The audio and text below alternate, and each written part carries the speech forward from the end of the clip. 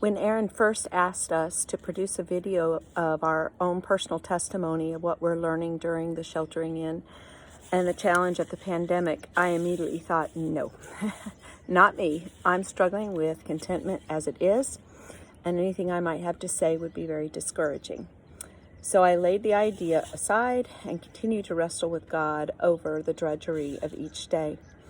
As most of you are aware, we spent the first 3 weeks of the pandemic with Glenn in isolation because he was sick, and we were told that unless he needed hospitalization, he needed to be in at-home isolation and keep the family as far away from him as possible.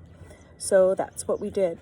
During this time, I honestly felt like a single mom, with the added challenges of keeping the twins engaged productively without any breaks, while tending cautiously to the needs of a sick husband.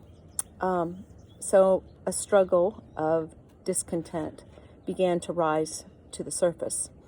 Now that we're on the other side and Glenn is well and the house is thoroughly disinfected and the sun has begun to shine more consistently, I do feel a greater sense of joy and contentment, but I don't want to miss the lessons that God's trying to teach me during this season. I love how God is always at work, peeling away another layer of my flesh. At the core of my flesh is a strong will that fights for control, and when things are completely out of my control, I grow discontent with my circumstances and I struggle to trust God.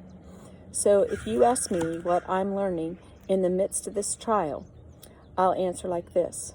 God is at work removing another layer of my self-reliance and teaching me to trust Him more completely. As a result, I am learning to be more content. Paul's prayer for the Colossians has become my main encouragement. May you be strengthened with all power according to His glorious might for all endurance and patience with joy, giving thanks to the Father who has qualified you to share in the inheritance of the saints in light. All endurance and patience with joy.